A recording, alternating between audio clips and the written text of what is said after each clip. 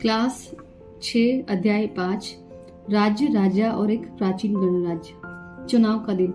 जब शंकरन उठा तो उसने देखा कि उसके नाना नानी वोट डालने जा रहे हैं। दरअसल वे चुनाव केंद्र पर सबसे पहले पहुंचना चाहते थे। शंकरन जानना चाहता था कि आखिर वे इतने उत्साहित क्यों हैं। उसकी नाना नानी जी ने उसे जल्दी में समझाने की कोशिश की और कहा, आज हम अपने शासकों का चुनाव करने जा रहे हैं। कुछ लोग शासक कैसे बने? लगभग 50 वर्षों से हम अपने शासकों का चुनाव मतदान के जरिए करते आ रहे हैं, लेकिन बहुत पहले लोग शासक कैसे बनते थे? यह हमने अध्याय 4 में पढ़ा था कि कुछ राजा संभवतः जन यानी लोगों के द्वारा चुने जाते थे, परंतु करीब 3000 साल पहले राजा बनने की इस प्रक्रिया में कुछ परिवर्तन दिखाई दिए। कुछ लोग बड़े बड़े यज्ञों का आयोजित कर राजा के रूप में प्रतिष्ठित हुए, जैसे अश्वमेध यज्ञ। अश्वमेध यज्ञ एक ऐसा ही आयोजन था। इसमें एक घोड़े को राजा के लोगों के द्वारा की देख रेख में स्वतंत्र विचरण के लिए छोड़ दिया जाता था। इस घोड़े को किसी दूसरे राजा ने रोका तो उसे वहां अश्वमेध यज्ञ करने वाले राजा के साथ लड़ाई करनी पड़ती थी। अगर उन्होंने घोड़े को जाने दिया तो इसका मतलब यह होता था कि अश्वमेध करने वाला राजा उनसे ज्यादा शक्तिशाली था। इसके बाद उन राजाओं को यज्ञ पे आमंत्रित किया जाता था। यह यज्ञ विशिष्ट पुरोहितों के द्वारा संपन्न किया जाता। इसके लिए उन्हें उपहारों से सम्मानित किया जाता था। अश्वमेध यज्ञ करने वाले राजा बहुत शक्तिशाली माना जाता था। यज्ञ में आमंत्रित सभी राजा उसके लिए उपहार लाते थे। इन सभी आयोजनों में राजा का मुख्य स्थान होता था। उसे राज सिंहासन या बाघ की खाल के एक विशेष आसन पर बिठाया जाता था। युद्ध क्षेत्र में राजा का सारथी ही उसका सहचर होता था। यज्ञ के अवसर पर वह राजा के विजयों तथा अन्य गुणों का गान करता था। राजा के सगे संबंधी, खासकर उनकी रानियां, पुत्रों को भी कई छोटे छोटे अनुष्ठान करने पड़ते थे। अन्य सारे आमंत्रित राजाओं का काम सिर्फ बैठकर यज्ञ की पूरी प्रक्रिया को देखना पड़ता। राजा के ऊपर पुरोहित पवित्र जल का छिड़काव के साथ साथ अन्य कई अनुष्ठान करता था। विष अथवा वैश्य जैसे सामान्य लोग उपहार लाते थे, जिन्हें पुरोहित शूद्र मानते थे। इन्हें कई अनुष्ठानों में शामिल नहीं किया जाता था। वर्ण। इस समय उत्तर भारत में खासकर गंगा यमुना क्षेत्र में कई ग्रंथ रचे गए।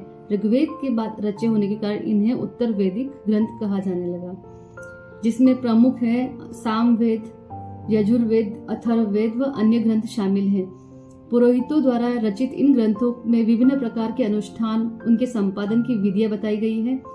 इनमें सामाजिक नियमों के बारे में भी बताया गया है। उस समय समाज में कई समूह थे, जिनमें पुरोहित, योद्धा, कृषक, पशुपालक, व्यापारी, शिल्पकार, श्रमिक, मछली पकड़ने वाले तथा जंगल में रहने वाले लोग शामिल थे।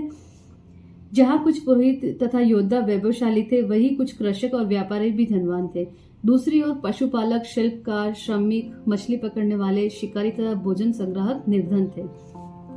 अर्थात समाज दो भागों में बटा था, धनवान और निर्धन।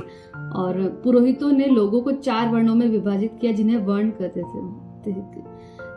उनके अनुसार प्रत्येक वर्ण के अलग अलग कार्य निर्धारित थे। पहला वर्ण ब्राह्मणों का था। उनका काम वेदों का अध्ययन व अध्यापन तथा यज्ञ करना था, जिनके लिए उन्हें उपहार मिलता था। दूसरे स्थान शासकों का था, जिन्हें क्षत्रिय कहा जाता था। उनका काम युद्ध करना और लोगों की रक्षा करना था। तीसरे स्थान पर विष या वैश्य थे। इनमें कृषक, पशुपालक व व्यापारी आते थे। क्षत्रिय एवं वैश्य दोनों को ही यज्ञ करने का अधिकार प्राप्त था। वर्णों में अंतिम स्थान शूद्रों का होता था। इनका काम अन्य तीनों वर्णों की सेवा करना था। उन्हें कोई अनुष्ठान करने का अधिकार नहीं था। प्राय औरतों को भी शूद्रों के समान माना गया। महिलाओं तथा शूद्रों को वेदों का अध्ययन का अधिकार नहीं था। पुरोहितों के अनुसार सभी वर्णों का निर्धारण जन्म के आधार पर होता है। उदाहरण के तौर पर ब्राह्मण माता पिता की संतान ब्राह्मण ही होती है। बाद में कुछ लोगों को अछूत माना गया। अछूत वर्गों में कुछ शिल्पकार, शिकारी, भोजन संग्राहक शामिल थे। साथ ही इनमें वे लोग भी आते थे जो शवों को दफनाने या जलाने का काम करते थे। इन लोगों से संपर्क अपवित्र माना जाने लगा। कई लोगों ने ब्राह्मणों द्वारा बनाई गई इस वर्ण व्यवस्था को स्वीकार नहीं किया। कुछ राजा स्वयं को पुरोहितों से श्रेष्ठ मानते थे। कुछ लोग जन्म के आधार पर वर्ण निर्धारित सही नहीं मानते थे।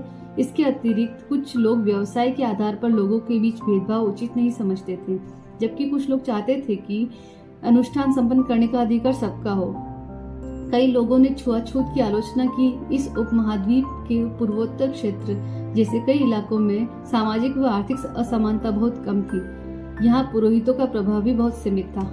अब जनपद, महायज्ञों को करने वाले राजा अब जन के राजा न होकर जनपदों के राजा माने जाने लगे। जनपद का शाब्दिक अर्थ जन की बसने की जगह होता है। पुरातत्वविदों ने इन जनपदों की बस्तियां की खुदाई की। दिल्ली में पुराना किला, उत्तर प्रदेश में मेरठ के पास हस्तिनापुर एवं एटा के पास अंतरजी खेड़ा इनमें प्रमुख हैं। खुदाई से पता चलता है कि लोग झोपड़ियों में रहते थे, मवेशियों तथा अन्य जानवरों का पालन करते थे। वे चावल, गेहूं, धान, जौ, दालें, गन्ना, तिल व सरसों जैसी फसलें उगाते थे। लोग मिट्टी के बर्तन भी बनाते थे। इनमें कुछ धूसर और कुछ लाल रंग के होते थे। इन पुरास्थलों में कुछ विशेष प्रकार के बर्तन मिले हैं जिन्हें चित्रित धूसर पात्र के रूप में जाना जाता था। जैसा कि नाम से ही स्पष्ट है, इन बर्तनों पर चित्रकारी की गई है। ये आमतौर पर सरल रेखाओं व ज्यामितीय आकृतियों के रूप में है। महाजनपद, करीब 2500 साल पहले कुछ जनपद अधिक महत्वपूर्ण हो गए। इन्हें महाजनपद कहा जाने लगा। अधिकतर महाजनपदों की एक राजधानी होती थी। कई राजधानियों में किलेबंदी की गई थी तथा अर्थात इनके चारों ओर लकड़ी, ईंट व पत्थर की ऊंची दीवारें बनाई गई थी। ऐसा लगता है कि लोगों ने अन्य राजाओं के आक्रमण से डरकर अपनी सुरक्षा के लिए इन किलों का निर्माण किया। कुछ राजा अपनी राजधानी के चारों ओर विशाल, ऊंची व प्रभावशाली दीवार खड़ी कर अपनी समृद्धि और शक्ति का प्रदर्शन भी करते थे। इस तरह से किले के अंदर रहने वाले लोगों तथा उस क्षेत्र पर नियंत्रण भी रखना सरल हो जाता था। इस तरह की विशाल दीवार बनाने के लिए व्यापक योजना की आवश्यकता थी व लाखों की संख्या में ईंटों व पत्थरों का इंतजाम करना पड़ता था। हजारों स्त्री पुरुषों तथा बच्चों को इसके लिए अथक परिश्रम किया होगा। इसके लिए संसाधनों की आवश्यकता भी पड़ती होगी। अब राजा सेना रखने लगे। सिपाहियों को नियमित वेतन देकर पूरे साल रखा जाता था। कुछ भुगतान संभवतः आहत सिक्कों के रूप में होता था। इन सिक्कों के बारे में हम अध्याय 8 में पढ़ेंगे। कर, महाजनपदों के राजा विशाल किले बनवाते थे तथा बड़ी सेना रखते थे, इसलिए उन्हें प्रचुर संसाधनों की आवश्यकता होती थी। इसके लिए उन्हें कर्मचारियों की भी आवश्यकता होती थी। अतः महाजनपदों के राजा लोगों द्वारा समय समय पर लगाए गए उपहारों पर निर्भर न रहकर अब नियमित रूप से कर वसूलने लगे। अब फसलों पर लगाए जाने वाला कर सबसे महत्वपूर्ण थे, क्योंकि अधिकांश लोग कृषक ही थे। अतः उपज का 1/6 हिस्सा कर के रूप में निर्धारित किया गया था, जिसे भाग कहा जाता था। कारीगरों के ऊपर भी कर लगाए गए, जो प्राय श्रम के रूप में चुकाए जाते थे। जैसे कि एक बुनकर, लोहार या सुनार को राजा के लिए 1 महीने में 1 दिन काम करना पड़ता था। पशुपालकों को जानवरों या उसके उत्पाद के रूप में कर देना पड़ता था। व्यापारियों को सामान खरीदने बेचने पर भी कर देना पड़ता था। आखेटकों या संग्राहकों को जंगल से प्राप्त वस्तुएं देनी पड़ती थी। अब कृषि में परिवर्तन। महाजनपद काल में कृषि के क्षेत्र में 2 बड़े परिवर्तन हुए। हल के फाले अब लोहे के बनने लगे। अब कठोर जमीन को लकड़ी के फाल की तुलना में लोहे के फाल से आसानी से जोता जा सकता था। इसमें फसलों की उपज बढ़ गई। दूसरे, लोगों ने धान के पौधे का रोपण शुरू कर दिया, अर्थात खेतों में बीज छिड़काव धान उपजाने की बजाय धान के पौधे तैयार कर उनका रोपण शुरू किया गया। अब पहले की तुलना में बहुत ज्यादा पौधे जीवित रह जाते थे, इसलिए पैदावार भी ज्यादा होने लगी। इसमें कमर तोड़ परिश्रम लगता था। ये काम ज्यादातर दास, दासी और भूमिहीन खेतीहर मजदूर करते थे।